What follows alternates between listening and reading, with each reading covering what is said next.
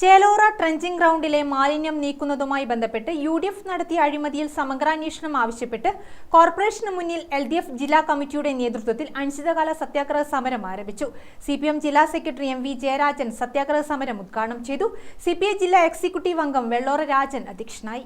തൊട്ടടുത്ത ഡിവിഷനിലെ വികസനം നടക്കുമ്പോൾ നിങ്ങളെ കൗൺസിലർ ഒന്നിനും കൊള്ളരുതാത്തതാണ് എന്ന് പ്രചരിപ്പിക്കുന്ന രാഷ്ട്രീയമായ അങ്ങേയറ്റം പരിഹാസ്യമായ നടപടി പോലും നിങ്ങൾ സ്വീകരിക്കാൻ തുടങ്ങി.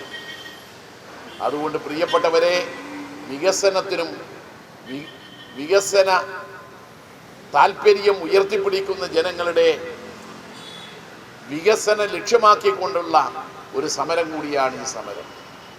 അതുകൊണ്ട് ഇടതുപക്ഷ കൗൺസിലർമാരോട് കാണിക്കുന്ന വിവേചനം അവസാനിപ്പിക്കണം.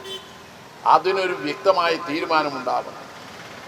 അങ്ങനെ അഴിമതിക്കും വികസന മുരടിപ്പിനുമെതിരായി നടത്തുന്ന ഈ അനിശ്ചിതകാല റിലേ സത്യാഗ്രഹം എല്ലാ വിഭാഗത്തിൽപ്പെട്ടവരും പങ്കെടുത്തുകൊണ്ട് വൻ വിജയമാക്കാൻ നമുക്ക് കഴിയണം.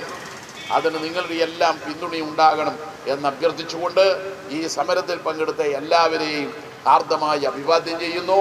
ഈ പരിപാടി ഉദ്ഘാടനം ചെയ്യുന്നു.